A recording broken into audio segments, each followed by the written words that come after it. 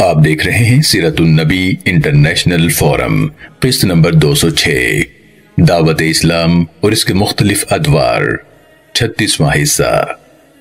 مزید آگے بڑھنے سے قبل سیرت النبی انٹرنیشنل فورم کے چینل کو سبسکرائب کر لیجئے اور بیل کے بٹن کو دبا دیجئے تاکہ آپ کو آنے والی ہماری ہر نئی ویڈیو کی بر وقت اطلاع مل سکے۔ صحابہ کرام رضی اللہ عنہم پر ظلم و ستم کی روح فرسا داستانیں، حصہ چہارم۔ حضرت حمامہ رضی اللہ تعالیٰ عنہ، حضرت عامر بن فہیرہ رضی اللہ تعالیٰ عنہ، حضرت ابو فقیہہ رضی اللہ تعالیٰ عنہ، زنیرہ اور ام عنیس رضی اللہ تعالیٰ عنہ۔ حضرت حمامہ رضی اللہ تعالیٰ عنہ یہ حضرت بلال رضی اللہ تعالیٰ عنہ کی والدہ تھیں۔ یہ بھی مشربہ اسلام ہو گئی تھیں۔ ان کو بھی اس جرم میں ان کا کافر مالک طرح طرح کی سزائیں دیتا تھا اور اذیتیں پہنچایا کرتا۔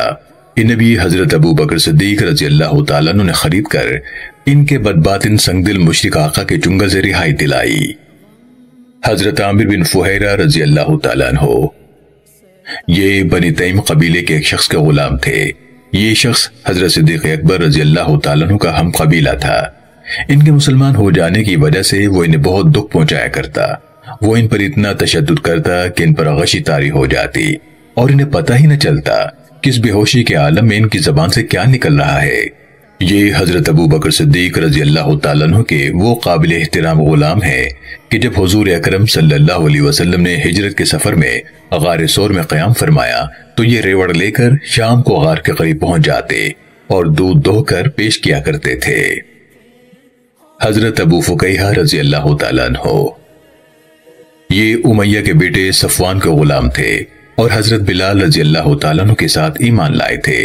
ایک روز جناب صدیق اکبر رضی اللہ تعالیٰ عنہ کا ادھر سے گزر ہوا۔ کیا دیکھتے ہیں کہ صفوان کے باپ امیہ نے انہیں پکڑا ہوا ہے اور رسیوں سے باندھ کر عین دوپہر کے وقت کوئلوں کی طرح دہکتی ہوئی ریت پر ان کو پیٹھ کے بل لٹایا ہوا ہے اور ان کے پیٹ پر ایک وزنی پتھر رکھا ہوا ہے۔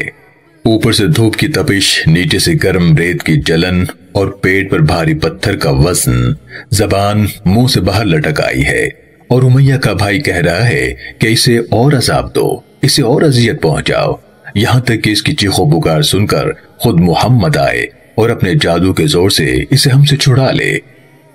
جناب ابو بکر صدیق رضی اللہ تعالیٰ عنہ سے اپنے دینی بھائی کی اذیت دیکھی نہ جا سکی۔ ان کے مالک کو ان کی قیمت ادا کی، اس طرح انہیں ظلم و تعدی کی شکنجے سے نجات دلائی۔ ایک دفعہ امیہ نے آپ کے پاؤں میں رسی باندھی اور نوکروں کو حکم دیا کہ انہیں زمین پر گھسیٹیں، پھر آپ کو گرم سنگریزوں پر ڈال دیا۔ پاس سے جعل یعنی گوبر کا کیڑا گزرا۔ امیہ نے پوچھا کہ کیا یہ تمہارا رب نہیں ہے؟ آپ نے جواب دیا، اللہ ربی خلقنی وخلقک وخلق ھذا العجل، میرا رب تو اللہ ہے جس نے مجھے بھی پیدا کیا، تجھے بھی پیدا کیا اور اس گوبر کے کیڑے کو بھی پیدا کیا ہے۔ امیہ اس جواب سے آگ بگولا ہو گیا اور آپ کا گلا گھونٹنے لگا۔ حضرت زنیرہ رضی اللہ تعالیٰ عنہ یہ بھی ایک مشرکی کنیز تھے۔ جب مسلمان ہو گئیں تو ان کے بے رحم مالک نے ان پر ظلم و تشدد کی انتہا کر دی، یہاں تک کہ ان کی بینائی ختم ہو گئی۔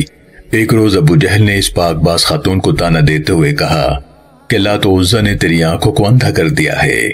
انہوں نے جھٹ جواب دیا، کلا لا تملک اللات والعزى نفعا ولا ضرا هذا امر من السماء وربی قادر على ان يرد بصری، ہرگز نہیں، بخدا لات و عزا نہ نفع پہنچا سکتے ہیں اور نہ ضرر، یہ تو آسمانی حکم ہے اور میرا رب اس چیز پر قادر ہے کہ میری بینائی لوٹا دے۔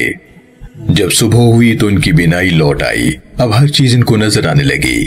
قریش کی آنکھوں پر بدبختی کے پردے پھر بھی پڑے رہے، کہنے لگے کہ یہ محمد کے جادو کا اثر ہے۔ حضرت صدیق اکبر رضی اللہ تعالیٰ عنہ نے ان کو خرید کر آزاد کر دیا۔ ان کی ایک لڑکی تھی، اسے بھی آپ رضی اللہ عنہ نے خریدا اور آزاد کر دیا۔ ابو جہل ان کی غربت، ان کی بے کسی کو دیکھ کر لوگوں کو کہا کرتا تھا کہ تم ان غلاموں اور لونڈیوں کو دیکھ کر حیران نہیں ہوتے کہ وہ کس طرح محمد کی پیروی کرتے ہیں، اتنا نہیں سوچتے کہ محمد جو کچھ لے آئے ہیں اگر اس میں کوئی خیر اور بھلائی ہوتی تو کیا اس کو قبول کرنے میں یہ اجٹ اور جاہل ہم سے سبقت لے جاتے؟ کیا ہم آگے بڑھ کر اس دین کو سب سے پہلے قبول نہ کر لیتے؟ گویا اس جہالت کے باپ کے نزدیک ان غریبوں اور مسکینوں کا اس نبی مکرم صلی اللہ علیہ وسلم پر ایمان لے آنا اور ان سرکشوں اور متکبروں کا ایمان نہ لانا اسلام کے باطل ہونے کی سب سے بڑی دلیل تھی۔ حالانکہ ہدایت اللہ تعالیٰ کا عطیہ ہے، جس کو چاہتا ہے عطا فرماتا ہے اور جس کو چاہتا ہے محروم کر دیتا ہے۔ حضرت ام عنیس رضی اللہ تعالیٰ عنہ، بعض روایات میں ان کا نام ام عبیس لکھا ہے۔ یہ بنو زہرہ خاندان کی کنیز تھیں۔ اسود بن عبد یغوث انہیں طرح طرح کا عذاب دیا کرتا تھا۔ ان کو بھی حضرت ابو بکر صدیق رضی اللہ تعالیٰ عنہ نے خریدا اور آزاد کر دیا۔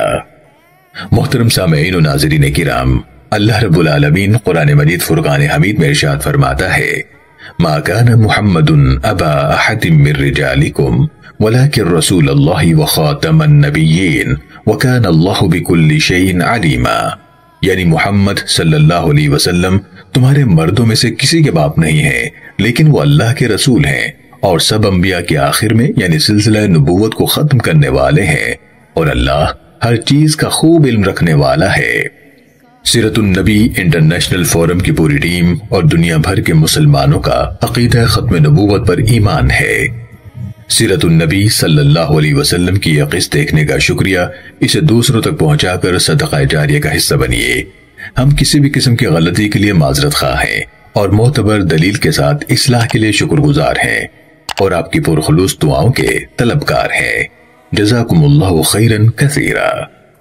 آگے کیا ہوا یہ جاننے کے لیے دیکھتے رہیے سیرت النبی انٹرنیشنل فورم۔